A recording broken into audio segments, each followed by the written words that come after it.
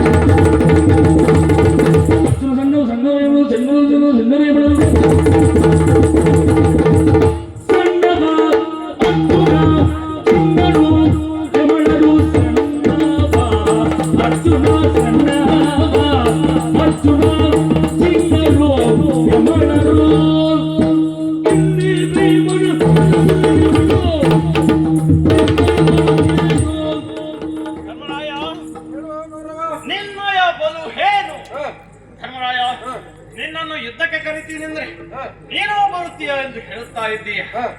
ಈ ಮಾಡುವಂತಹ ಬಲಾ ಯುದ್ಧಕ್ಕೆ ನೀವು ಸಾಕಾಗಲಿಕ್ಕಿಲ್ಲ. ಆದ್ರೆ ನಿನ್ನನ್ನು ಎಲ್ಲಾ ಕಡೆ ತೆಗೆದುಹಾಕುವಂತಿಲ್ಲ. ನಿನಗೂ ಒಂದು ಸಾಮರ್ಥ್ಯ ಇದೆ.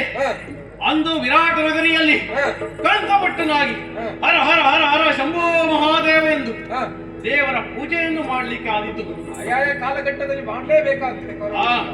ಅದಲ್ಲದೆ ಇನ್ನೊಂದಿದೆ, ಜ್ಯೂತ ಕಪಟ ಜ್ಯೂತವನ್ನು ಆಡಲಿಕ್ಕೆ ಆದಿತ್ತು ವಿನಃ ನನ್ನೊಂದಿಗೆ ಯುದ್ಧದಲ್ಲಿ ಅಲ್ಲ. ಇನ್ನು ಅರ್ಜುನ ಸಣ್ಣವ, ಅವನೇನಿದ್ರು ಬಿಲ್ಲು ವಿದ್ಯೆಯಲ್ಲಾದೀತು ಆದಿತ್ಯ ವಿನಃ ಈ ಕೌರವನ ಮುಂದೆ ಯುದ್ಧಕ್ಕೆ ಖಂಡಿತ ಅಲ್ಲ. ಇನ್ನು ನಕುಲ ಸಹದೇವರು, ಅವರ ಮಾತುಗಳನ್ನು ಅವರ ಬಗ್ಗೆ ಹೇಳುವುದೇ ಬೇಡ. ಅವರ ಬಗ್ಗೆ ಹೇಳಿದರೆ ನನಗೆ ಅವಮಾನವಾಗುತ್ತದೆ. ಒಬ್ಬನಿಗೆ ಭವಿಷ್ಯದ ಬಗ್ಗೆ, ಇನ್ನೊಬ್ಬನಿಗೆ ಭೂತಕಾಲದ ಬಗ್ಗೆ ಹೇಳುತ್ತಾನಂತೆ. ಆದರೆ ವರ್ತಮಾನದ ಕಾಲದ ಬಗ್ಗೆ ಅವರಿಗೆ ಹೇಳಿದರೆ ಉತ್ತರವೇ ಇಲ್ಲ. ಅವರು ಬೇಡ. ಧರ್ಮರಾಯ, ನಾನು ನೀವು ಎಷ್ಟು ಜನ? ನೀವು 5. ನಾನು ಇಲ್ಲಿವರೆಗೆ ಬೇಡ ಅಂದಿದ್ದು 4 ಜನ. ಆದ್ದರಿಂದ ಒಬ್ಬ ಇದ್ದಾನೆ, ನಿಮ್ಮ ಕಡೆ ಒಬ್ಬ ಇದ್ದಾನೆ.